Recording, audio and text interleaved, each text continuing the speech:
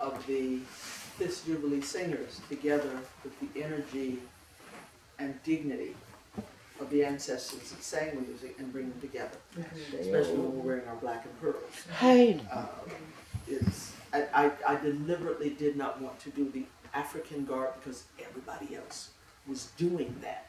And I think there are some I've seen that make it undignified. I really don't feel worthy of doing that because it gives off a very commercial type thing, and I didn't want to do that.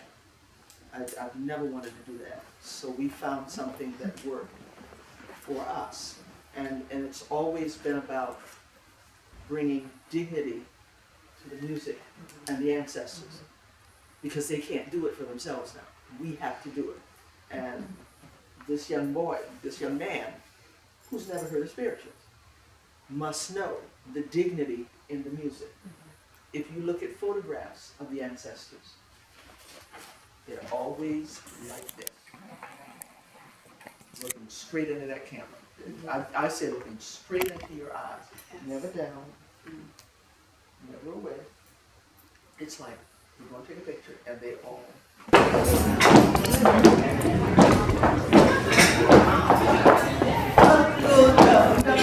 This way. I ain't still gonna let the drum come in. I still gonna let the drum come in. Oh, Nora. I still gonna Nora. I still gonna Nora. I still gonna let the drum come in. Oh, Nora. I still gonna Nora. I still gonna Nora. I still gonna let the drum come in. I still gonna let the drum come in. I still gonna let the drum come in. Oh, Nora. I still gonna Nora. I still gonna Nora. I still gonna let the drum come in. Oh, where I send thee. How will I send thee? I'm gonna send thee 10 by 10, 10 for 10 for commandments, 9 for the 9 that got left behind, 8 for the 8 that stood at the gate, 7 for the 7 that went up to heaven, 6 for the 6 that couldn't get fixed, 5 for the gospel preachers, 4 for the 4 came knocking at the door, 3 for the Hebrew children, 2 for Paul and Silas, 1 for the little baby was born in Bethlehem. How the ring shout is different from the praise house? Or is it? It's something that would have been done in the praise house. The ring shout is a circle that's counterclockwise. Sometimes they did that ring shout around the altar or something, but yeah, it was just something that was done in the praise house. In the praise house was about being as free as the ancestors could have been at one time. This was their place of work. This was where they let it out, where they shouted all this crazy. I can't even begin to imagine the depths of the depression.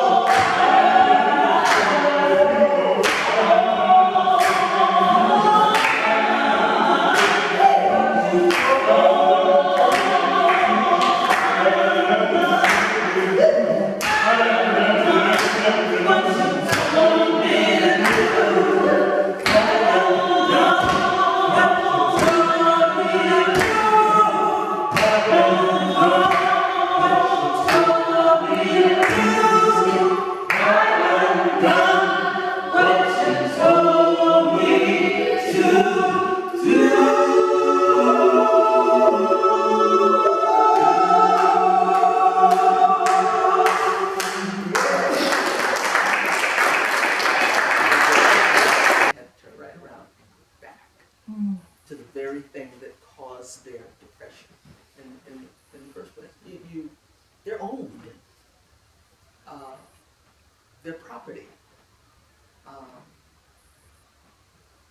And they weren't born into slavery. The first people brought to America were not born into slavery. They were kidnapped and brought here. So they know what freedom was and spent a lot of time trying to get away by way of the Underground Railroad and songs like Swing Low.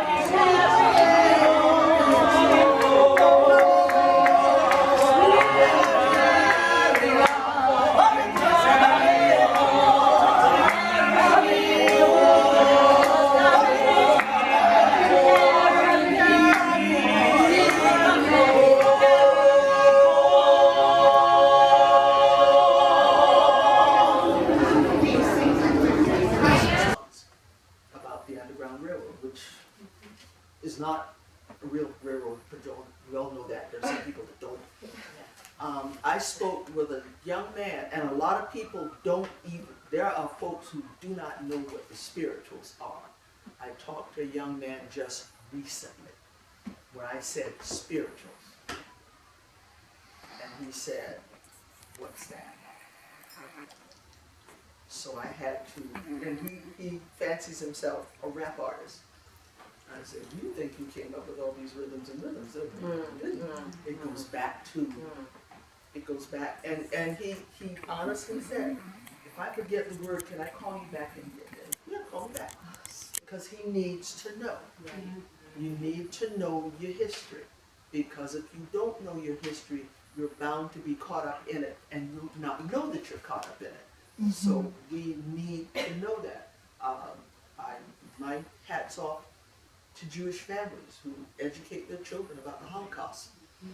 It's an ugly history, but it's ours, so that we don't repeat it.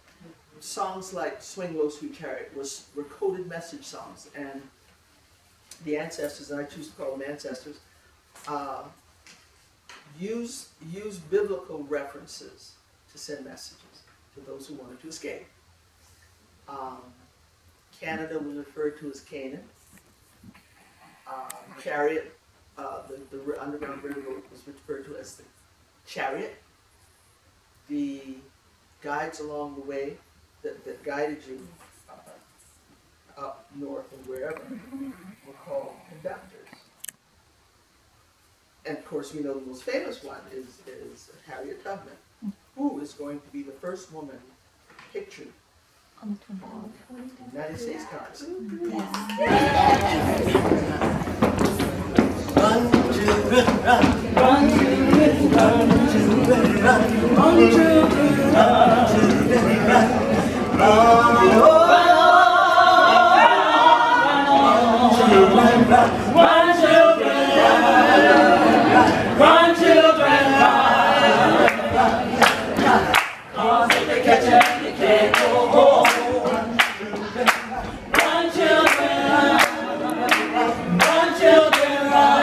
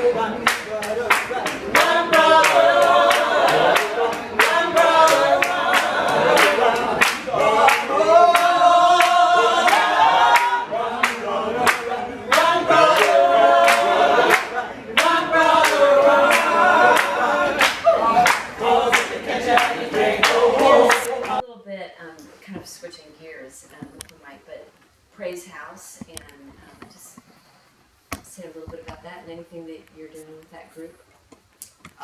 Well, it's total 6 of us now. There used to be 5, and we do a presentation at the Circular Church on the 1st, 3rd, and if there ever are any, 5th Tuesdays at the Lance Hall, which is in the back. I just like the space. We can configure the seats where we're doing this and draw people into singing the spirituals a cappella. And we get people singing along with us. Pretty much, it's very laid back, very relaxed, but we've gotten some very positive feedback for it. And it's how the spirituals are sung. We don't profess to be the Fifth Jubilee Singers, God bless their keep aching souls. We simply sing the songs that the ancestors would have sung during their praise house or camp meeting. It's their place to have service the way they wanted. Yes, they attended to the churches and the masters, but when they wanted to worship the way they knew how, the hand clap, the foot stomp, the shout, the ring shout, all that. This is what. There is hope in the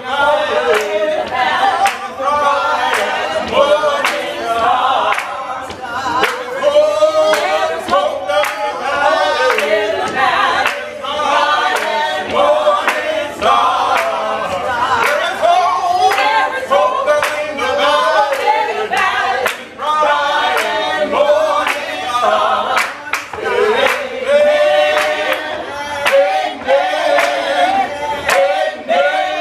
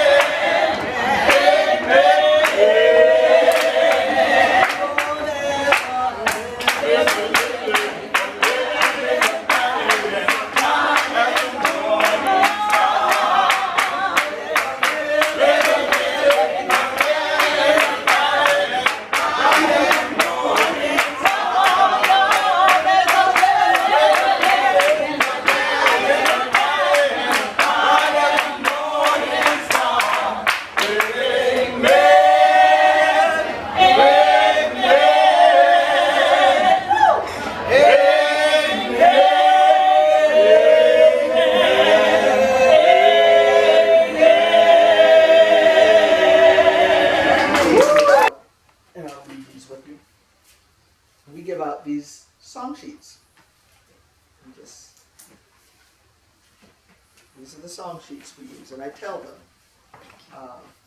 you've got something in your hands the ancestors do not have. These are the songs we actually use for that that service, so to speak. And that's basically it in a nutshell. We sing, we clap, we shout, we invite people, and people have done it to be a part of it. It's very open, spontaneous, because we never quite know who's coming, what the response will be, but we simply just keep doing it. How did you come together? That's a $30,000 million question. A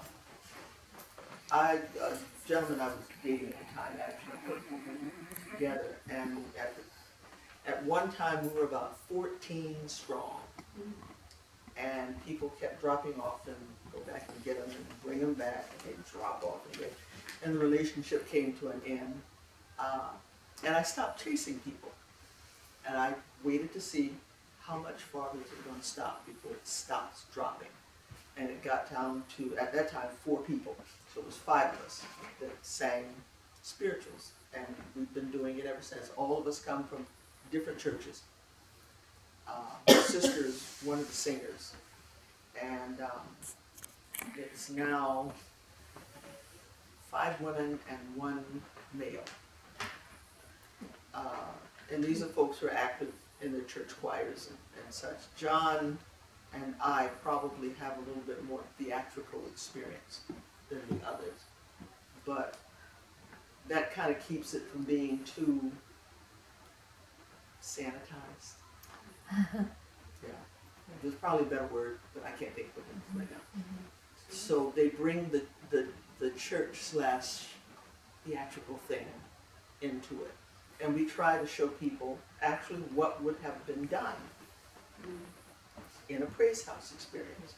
The ring shout, the talking back and forth, the call and response, all that. It is a very free and open. All right, Sister Ted, it's on you.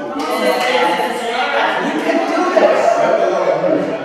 You can do this. The power is in you. All right, come on, she ready. She ready. Caldwell, listen now. She got this.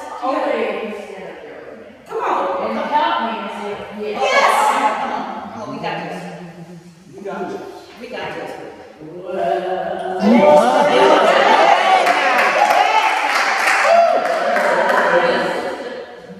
I'm getting rid of the room.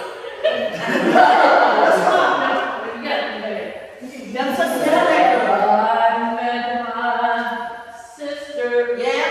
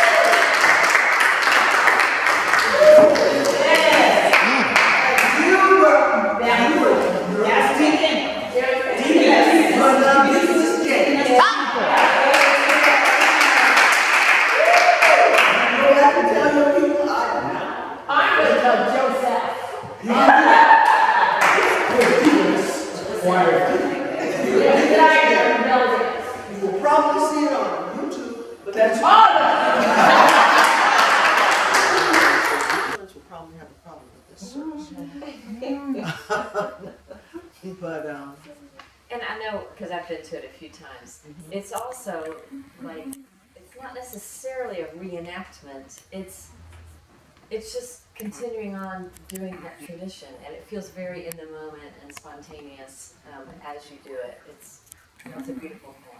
we're not trying to recreate slavery. Lord,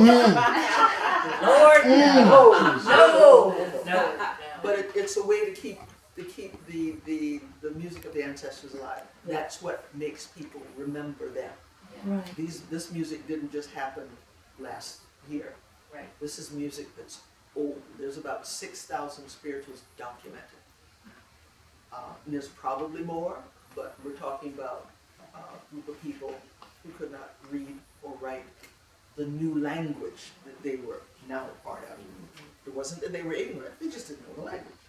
And eventually developed their own language that actually Southern slaveholders' children spoke Gullah as a first language.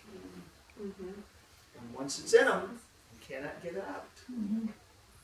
Yeah, try as they might, you can't stop that. Because the children were kept by the ancestors whenever the ancestors went to church. St. Michael's has the Society for the Preservation of the Spirituals.